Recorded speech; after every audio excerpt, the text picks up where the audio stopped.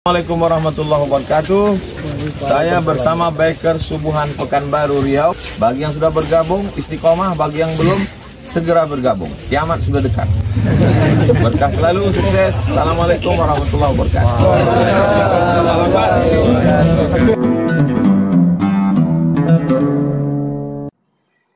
Tadi beliau menyampaikan tentang wudu. Sebetulnya sudah sering disampaikan, diingatkan setiap Ahad subuh oleh Ustaz Awalul Abdul Rahman agar Biker Subuhan itu berangkat dari rumah dalam kondisi kita punya wudu. Fahsan wudu, kata guru kita tadi. Kata guru kita, siapa yang mempercantik wudunya, karena isyarat masih banyak, izin menambah sedikit Ustaz. Kata guru kita tadi, siapa yang mempercantik wudunya, maka Allah Subhanahu wa Ta'ala akan mengampuni dosa-dosa. Bahkan kata beliau, yang tidur dalam kondisi dia punya wudu, wafat dalam tidurnya, bahkan matinya pun mati syahid. Mungkin ada yang bertanya, emang orang kalau tidur itu wudunya batal? Enggak. Orang yang tidur itu enggak batal wudunya. Yang membatalkan wudu itu, makanya ketika orang wudu duduk rapat pantatnya, maka begitu dia bangun dari tidurnya, sholat Jumat biasanya tidur deh. Kalau itu asar kan biasanya gitu dia. Kalau di pesantren ini dikenal agun-agun yang sudah tidur. Tidur pas sholat Jumat, begitu bangun dia yakin pantatnya nggak bergeser sedikit pun, masih ada wudunya. Kenapa? Yang membatalkan wudu itu buang angin. Kalau kita ragu, apalagi kalau udah guling-gulingan, kita nggak tahu apa yang terjadi ketika kita tidur. Maka wudu, kalau guling-gulingan udah gitu udah wudu. Tapi kalau masih rapat pantatnya, kagak usah. Fahsan wudu, kita mempercantik wudu. Karena apalagi anak-anak mahat, anak-anak pesantren. Anak-anak pesantren itu orang yang paham ilmu fikih, itu biasanya lebih gampang tidak menghidupkan sunnah, dia meninggalkan sunnah. Karena wudu itu arkanul wudu sittah. Rukun wudu itu cuma 6. Yang pertama niat membasuh muka, tangan sampai ke siku sebagian kepala, kaki tertib. Cuma itu 6. Membasuh telinga sunnah.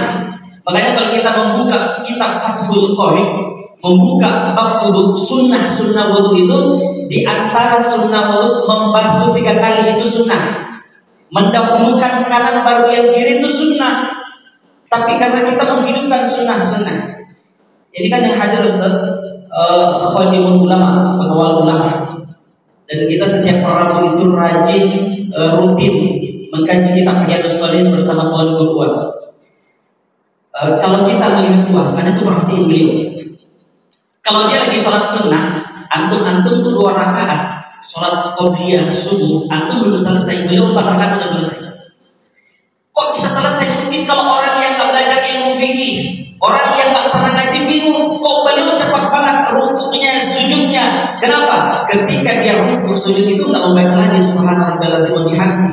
Karena ada yang namanya sunnah al-ad, ada namanya sunnah hayat, nggak dibaca sekalipun. Itu tetap sah sholat kita. Intinya tumanina. Dan seminimal yang tumanina itu 1 kali kita mengucapkan kalimat tasbih subhanallah.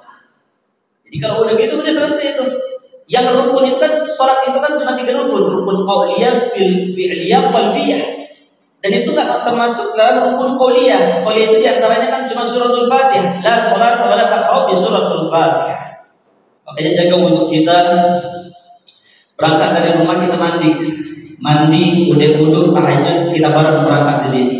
Kita didik bareng, dan insya Allah saya yakin berkumpul dengan Biker Subuhan ini adalah orang-orang saleh yang akan menjadi sahabat-sahabat surga. Insya Allah kita masuk surga semuanya ringan nanti di surga bareng-bareng di sana. Cuma yang nempel sama Biker ini cuma 1 nih kayaknya tadi ya. Ganti istri kalau saya. Perempuan itu pintu, masa masih yang banyak yang jomblo di sini Ustaz. Banyak yang jomblo, padahal Allah Subhanahu wa Ta'ala sudah menitipkan menampung cahaya cinta di dalam hati setiap umat manusia. Makanya saya mau sampaikan, cinta itu gak salah. Mencintai itu tidak salah, tapi salahmu mencintai orang yang tidak mencintai. Merindu itu tidak salah, tapi salahku merindukan orang yang tidak merindukan dan mengekspresikan cinta yang paling baik tidak ada pintu nikah. Maka nikah, kata guru kita tadi, nikah kalau kamu merasa sulit nikah. Ada satu sahabat, ini sahabat kandang di hadapan Nabi Shallallahu Alaihi Wasallam. Dia bilang, ya Rasulullah, saya tuh miskin banget ya Rasul, saya tuh udah miskin. Apa kata Rasul Shallallahu Alaihi Wasallam? Nikah. Habis nikah datang lagi di hadapan Nabi, udah ngeles mukanya. Ini baru gabung baikan subuhan baru 1 kali kata Ustaz kita aja. Mukanya masih hitam. Udah mengkerut tuh muka hitam tuh mukanya. Sedih ya Rasul, anak udah nikah ya Rasul, tapi kok masih miskin. Apa yang kata Rasul Sallallahu Alaihi Wasallam? Nikah lagi. Cuma nih yang ngomong Rasul. Kalau Rasul udah ngomong gak mungkin bohong. Gak mungkin bohong kalau Nabi udah ngomong. Jangankan orang Islam, orang kafir itu percaya sama ucapan Nabi. Abu Jahal apa tidak percaya dengan ucapan Nabi? Percaya dia. Suatu hari ada orang datang ke Abu Jahal. Dibilang, Abu Jahal, anakmu itu menghina Nabi. Apa kata Abu Jahal? Bagus. Tapi ini kata orang Abu Jahal. Tapi Nabi itu dari lisannya dia mengatakan, nanti anaknya Abu Jahal itu akan dimakan serigala. Kaget Abu Jahal, dia takut. Begitu dia dalam keadaan safar perjalanan jauh, ketika dia ingin istirahat, itu anaknya ditaruh di tengah, dikelilingi oleh pengawal-pengawalnya. Kenapa? Dia takut anaknya dimakan oleh serigala. Artinya apa? Orang kafir saja percaya dengan ucapan Nabi. Udah miskin nikah sekali, Nabi bilang nikah lagi. Karena Nabi yang ngomong mustahil, Nabi gak mungkin bohong. Nikah lagi. Jadi jangan di sini antum merasa sulit rezeki pengen nikah lagi, jangan. Ini beda, ini Nabi yang ngomong. Nikah lagi. Habis nikah lagi, datang lagi di hadapan Nabi, ya Rasul, engkau mengatakan kalau saya nikah lagi saya kaya, rezeki nampak ini makin sulit ya Rasulullah. Kata Nabi, udah ente nikah lagi dah. Nikah lagi nih. Orang Nabi yang ngomong. Begitu ketika kalian Nabi datang di hadapan Nabi, udah gak ngomong, udah lepas dulu kepalanya. Apa kata Nabi? Wahai sahabatku, kenapa hari ini kamu begitu lemas? Apa kata beliau? Ya Rasulullah, saya sudah 3 hari tidak makan. Jangankan diri, ketika istriku pun sama. Lagi-lagi Rasul mengatakan, wahai sahabatku, menikah lagi. Ini Nabi nyuruh nikah lagi, udah 4 ya. Ketua asal baru 1. Awalnya gue aja gak berani. Sejauh gitu. Nikah lagi keempat kalinya, tapi dengan izin Allah Subhanahu wa Ta'ala. Istrinya yang keempat ini tukang jahit. Karena dia pintar menjahit. Istri pertama, istri kedua, istri ketiganya, semuanya diajarkan menjahit. Empat-empatnya bisa menjahit. Dan di kota Madinah punya distro terbesar di saat itu. Akhirnya pemuda yang tadinya miskin gak punya apa-apa jadi kaya raya dia. Banyak kalau dengan kisah ini langsung nikah aja besok. Masih miskin nikah sampai 3 kali. Fankihu ma taba lakum minan nisa'i masna wa thulatha wa ruba'. Nikahilah perempuan itu mana 2 wa thulatha 3 wa ruba' 4 sampai 4. Fa in khiftum alla ta'dilu, kalau kamu mampu berlaku adil, kalau tidak bisa adil, fa wahidan, kembali kepada yang pertama. Tapi ulama-ulama kita menafsirkan lagi kalimat fa in khiftum alla ta'dilu. Karena Rasul Sallallahu Alaihi Wasallam sendiri saja sering doa. Apa kata Nabi? Dan ini yang menjadi pegangan guru kita almarhum Yarham Ustaz Arifin Ilham. Doa Nabi Sallallahu Alaihi Wasallam, ya Rasulullah, wahai Rabbku, wahai Tuhanku, ya Rabb, saya sudah berusaha adil kepada istri-istriku, tapi mungkin aku tidak mampu untuk adil, maka ampunilah hamba. Jadi kalau kita mau poligami, alasannya kata istri, mampu adil nggak? Kita manusia biasa, Nabi saja mengatakan, ya Rabb, saya mungkin tak mampu adil. Tapi intinya kita udah berusaha adil aja dulu, kata Ustaz Arifin Ilham. Ini buat yang mau poligami. Tapi kalau mau poligami, satu tuh, jaga dulu wudu kita, percantik dulu wudu kita. Karena banyak orang yang pengen menghidupkan sunnah. Yang mau dihidupin sunnah cuma sunnah poligami. Wudu kagak mau. Fahsanul wudu, percantik wudu, kata guru kita tadi. Benerin wudu kita. Mungkin salat kita nggak sah karena kita nggak mempercantik wudu kita. Kita wudhunya asal-asalan, percantik wudhu kita. Kalau kita lagi di angkot tuh, di sini saya belum pernah naik angkot. Pas masih tinggal di Jakarta, kita sering naik angkot. Udah berapa tahun saya nggak pernah naik angkot. Itu kita desek-desekan. Karena kita diajarkan sama kiai, nanti kalau kamu sudah lulus di pondok pesantren, apapun yang kamu lakukan, apapun prosesimu, jaga wudhumu, jaga dirimu, jangan sampai engkau bersentuhan dengan wanita yang bukan mahram. Wahai anakku, kalau kamu menjadi seorang ustaz, seorang tokoh, jangan sampai tanganmu dicium oleh santri. Itu bukan mahram kita. Makanya dulu saya juga pernah ngajar di SD itu Alam Mutiara di Bojong, Kota Depok. Sama gajinya tadi 600 juga. Begitu saya ngajar di sana, awal-awal masih lulus kuliah saat itu. Ada anak kelas 6 SD. Karena kita SD itu setiap paginya sholat duha berjamaah, walaupun niatnya mufarrid, karena sholat duha itu nggak boleh berjamaah, beda dengan tahajud. Akhirnya di saat itu ada anak, saya tanya, kenapa nggak sholat? Haid Ustaz, haid. Setiap hari itu haid, kata ada haid mulu dia. Lagi malas kayaknya. Karena kan kita kan ngerti fikih, tahu berapa jaraknya wanita itu haid.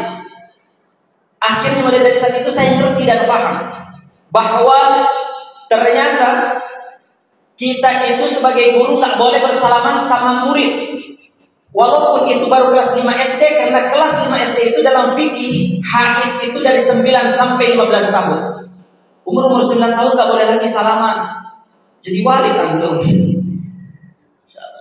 Walid nak dengi boleh, gak boleh kita bersentuhan. Kata Nabi SAW, seandainya boleh dipilih, kita bersentuhan dengan yang bukan mahram kita, jauh lebih baik.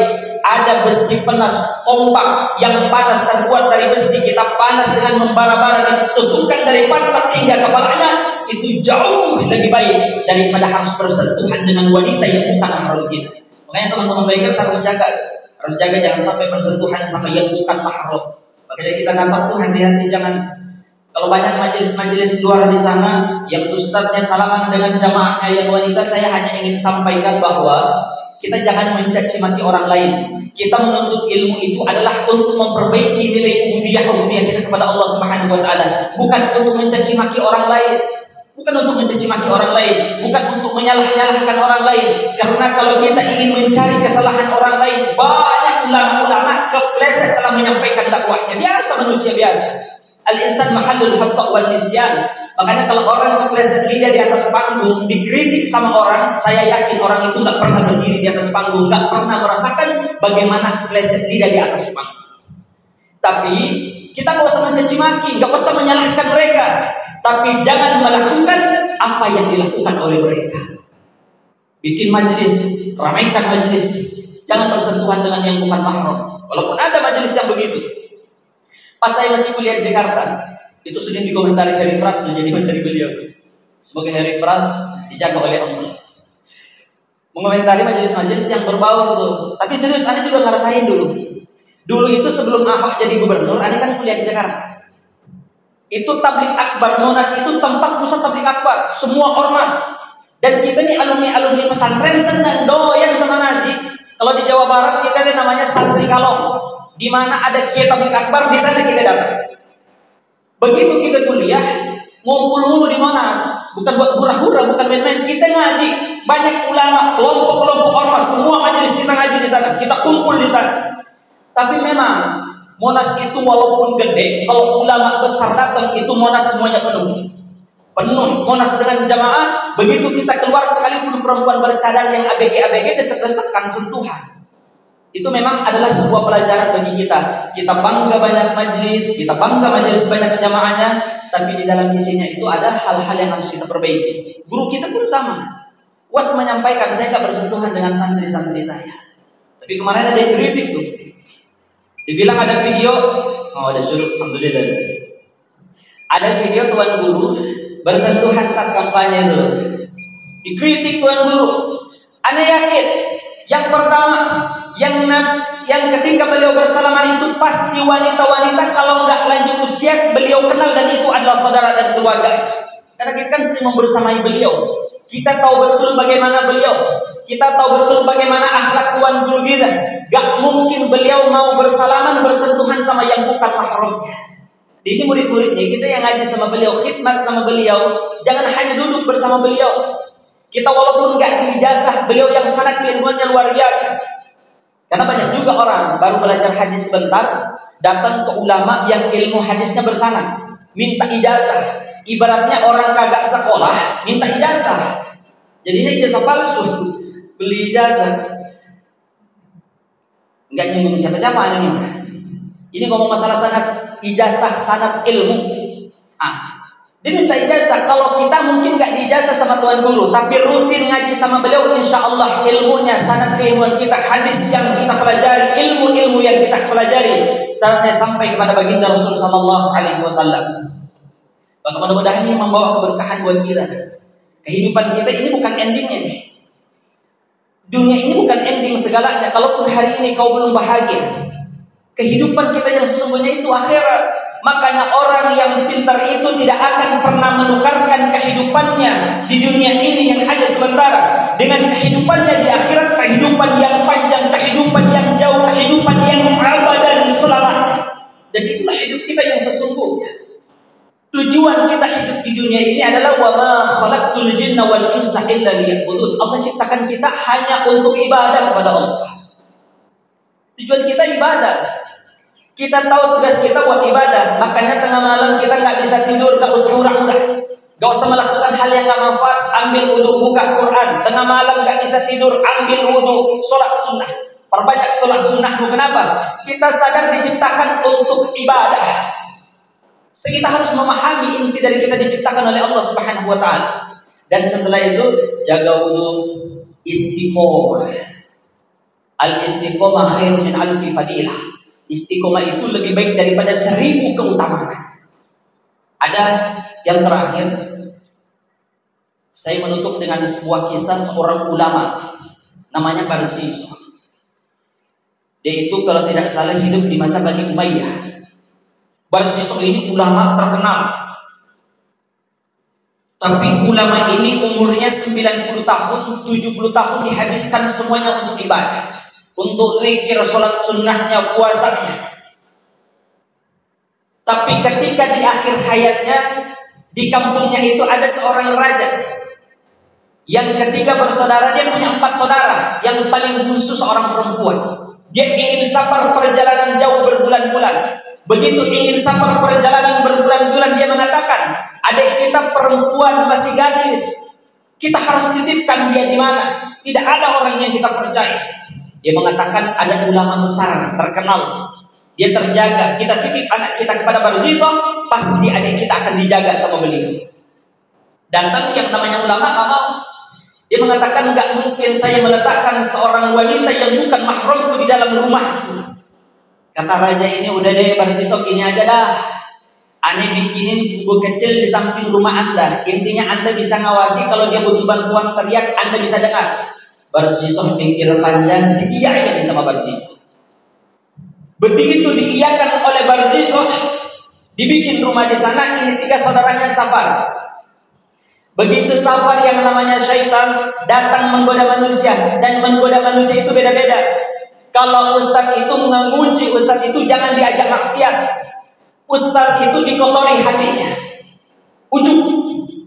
Kalau syaitan itu langsung bilang ke ustaz, bisik-bisik, Ustaz, antum itu orang paling alim di kampung ini. Ustaz, antum itu orang yang paling banyak puasa sunnahnya. Ustaz, antum itu paling banyak qiyamul lailnya. Akhirnya seorang ustaz itu kan sombong, itu kan ada takabur, kesombongan yang ditampakkan, ada ujub dalam hati. Akhirnya di dalam hatinya merasa, oh aneh orang paling alim di kampung ini, aneh orang paling soleh di kampung ini, aneh orang yang paling banyak ibadahnya di kampung ini. Ujub tuh penyakit tuh. Setan menggoda ulama begitu. Oh, aneh paling terkenal di sini. Itu sombong tuh. Ujub di dalam hati, enggak diucapkan oleh lisan kita, tapi hati kita berucap di dalamnya. Ini Barziso digoda nggak diajak berzina, enggak. 1 bulan ditunggu aman syaitan. Kata syaitan, Barziso, kamu ini ulama besar, dikenal, kamu harusnya berakhlak dong, masa sombong. Itu raja udah titipin adiknya kepadamu, seharusnya kau sapa dia. Ucapkan salam. Salam itu kan doa. Kamu sapa dia, kau ramah dengannya, tunjukkan akhlakmu bahwa engkau seorang ulama. Barsisa mengucapkan Assalamualaikum.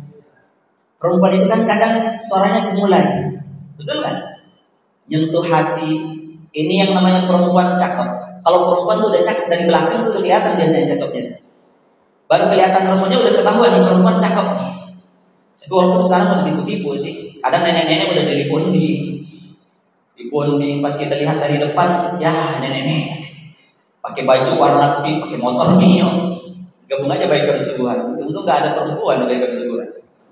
Akhirnya tuh Masya Allah, Barsisa mengucapkan salam, begitu dijawab waalaikumsalam, kesentuh hatinya. Ini perempuan lembut suaranya. Kedua, mulai digoda lagi sama setan bertahap, step. Digoda lagi sedikit. Apa kata setan? Barsisa, dia ini kan perempuan, butuh refreshing, butuh menghirup udara segar. Udah hampir 2 bulan tinggal di tempat yang sepi, yang sunyi, kerjanya hanya makan sama ibadah. Coba kau bukakan pintu dia jalan-jalan.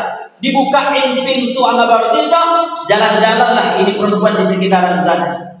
Begitu jalan-jalan di sekitaran sana, laki-laki lihat perempuan cakep, digoda sama setan, tergoda dia. Akhirnya dia melampiaskan syahwatnya, dia berzinalah dengan wanita tadi. Begitu dia udah zina, Masya Allah. Kalau kita udah zina, itu setan makin gampang masuknya. Anak muda itu jangan dilarang zina, tapi dikasih tahu efeknya apa. Kalau kita tinggal di sini, saya melihat kemaksiatan nggak begitu besar. Ketua Alfredo nggak datang, dia tinggal di Jakarta dulunya. Di Pasar Gelodok, Masya Allah, dari zaman penjajahan sampai sekarang di Gelodok Jakarta, itu perempuan-perempuan di pinggir jalan. Itu orang-orang bukan orang Indonesia, makanya cantik-cantik, cakep-cakep seperti orang Korea. Orang-orang Jepang masih di sana sampai hari ini. Saya tinggal di Bogor. Di Bogor itu kalau misalkan saya naik motor, habis ngisi pengajian tengah malam lewat, itu udah tua-tua tuh. Udah tua-tua dan nenek-nenek masih beli PS Pak. Tapi kalau di Gelodok itu cantik Masya Allah. Kalau lemah iman memang kegoda kalau di Gelodok itu. Kegoda gitu. Tapi sampaikan kepada anak muda, jangan mengatakan jangan zina itu dosa, nanti masuk neraka. Dia nggak takut, tapi kasih tahu efeknya. Di dalam kitab Mukhtarul Hadis. Mukhtarul Hadis itu kan artinya hadis-hadis pilihan, walaupun isinya itu banyak hadis dhaif. Di antara hadis yang membuat saya takut zina itu adalah siapa yang berzina maka Allah akan balas dengan hal yang serupa. Jadi kalau mau berzina, berpikirlah kita punya anak perempuan, kita punya keponakan-keponakan, kita punya saudara-saudara. Allah pasti akan balas nanti keluarga-keluarga akan dizinahi, nanti cucu-cucumu akan dizinahi. Maka jangan pernah dekati yang namanya zina. Jangan dekati yang namanya zina. Kalau kita pernah berzina, bertaubatlah kepada Allah Subhanahu wa Ta'ala, berjanji tidak akan pernah melakukan itu. Jangan kau umbar tadi. Banyak orang udah zina malah diumbar lagi, bangga dengan aib yang pernah dia lakukan. Itu kebodohan manusia berbuat maksiat. Allah sudah tutup aibnya, tapi dia malah membongkar aibnya di hadapan manusia. Jangan pernah curhat sama manusia, sama saudara, sama orang tua. Hati-hati. Orang tua itu bisa membongkar aib anaknya ketika dia marah kepada anaknya. Jangan curhat aibmu kepada istri, karena istri itu berapa banyak yang membongkar aib suaminya ketika sudah bercerai. Tapi curhatmu itu hanya kepada Allah Subhanahu wa Ta'ala. Kemudian ditutup pintu rezeki oleh Allah, cahaya di wajahnya dicabut sama Allah. Katakan itu sama anak muda, maka dia takut berzina. Jangan katakan ini dosa masuk neraka. Gak takut mereka. Ini Barsisa ngelihat perempuan zina. Begitu udah zina hamil, setan makin gampang ngegodanya. Dia ini udah hamil sekarang. Kalau kamu nggak bunuh perempuan ini, nanti dia kan abangnya raja, pasti kamu dihabisi sama dia. Bingung Barsisa, seorang ulama yang setiap malamnya sholat, yang setiap harinya puasa, digoda sama setan, dia berzina, dia menghamili wanita. Akhirnya mau nggak mau, kepaksa. Akhirnya ini perempuan dibunuh sama dia, dikubur di belakang rumahnya. Setan nggak sampai di sana. Beberapa bulan kemudian pulanglah abang-abangnya dari safar. Dia mengatakan, wahai Barsisa, gimana adikku? Dia mengatakan, adikmu baru kamu pergi melangkah beberapa saat, dia sudah kabur dari rumah yang sudah kau buatkan. Dia tinggalkan gubuknya. Karena ulama yang ngomong gak mungkin bohong. Masa ulama bohong? Masa ulama dusta, kan gak mungkin. Begitu malamnya ini setan menggodanya lewat mimpi. Dalam mimpi itu dia mengatakan, wahai Tuhan, kamu percaya sama Barsisok? Barsisok itu udah mensinahi adikku. Dia cuma pura-pura orang saleh. Dia membunuh adikku. Dia menguburnya di belakang rumahnya. Coba kamu gali. Ini mimpi, nggak percaya dia. Malam kedua saudaranya yang lain bermimpi. Malam ketiga saudaranya yang lain pun bermimpi hal yang sama. Ketika dia bermimpi yang sama, bertemulah ketiga-tiganya dia bercerita, wahai abangku, wahai kakakku, aku bermimpi seperti ini, begini, hada, wa kata. Dia mengatakan, mimpi kita sama. Jangan-jangan Barsisa sudah benar membunuh anak adik kita. Jangan-jangan Barsisa sudah benar menghamili adik kita. Jangan-jangan Barsisa sudah membunuh adik kita. Maka datang dia ke rumah Barsisa, digali di belakang rumah Barsisa, dan ternyata benar adiknya dikubur di sana dalam kondisi anaknya pun dikubur di sana. Maka yang dilakukan raja ini dengan saudara-saudaranya, ditangkap Barsisa, diikat, disiksa sampai berdarah-darah, bercucuran darah di mukanya. Begitu bercucuran darah di mukanya, setan datang menggoda lagi. Barsisa, saat kondisi seperti ini tidak ada yang mampu yang bisa menolongmu lagi. Hanya aku yang mampu menolongmu. Kemudian kata Barsisa, wahai syaitan, bagaimana caranya? Saya tolong bantu saya. Kata syaitan, saya akan membantumu, tapi satu, engkau harus tunduk dan beriman dulu kepadamu. Barsisa udah gak bisa ngomong, lemas Barsisa hanya menundukkan, mengangguk-anggukkan kepalanya, menandakan bahwa dia tunduk dan patuh kepada syaitan tersebut. Begitu dia tunduk patuh kepada syaitan, maka Barsisa dicabut rohnya oleh Allah Subhanahu wa taala. Wafat di saat itu juga seorang ulama dikasih umur 90 tahun oleh Allah. 70 tahun habis umurnya untuk ibadah. Di akhir hayatnya tidak mampu menjaga dirinya dengan wanita yang bukan mahram. Dia melakukan sebuah kemaksiatan, ahli ibadah yang ujung-ujungnya dia menjadi ahlul ma'asih, dia menyembah syaitan. Maka seorang ahli ibadah yang ternyata akhir hayatnya hanya dikenal sebagai penyembah syaitan saja. Alhamdulillah sudah selesai. Semoga Allah panjangkan umur kita. Kita bisa ketemu lagi pada agenda-agenda kita yang berikutnya. Dan semoga Allah selamatkan kita dalam setiap perjalanan kita. Itu saja. Mohon maaf kepada seluruh yang hadir. Subhanallah bihadza min fadli rabbik. Assalamualaikum warahmatullahi wabarakatuh.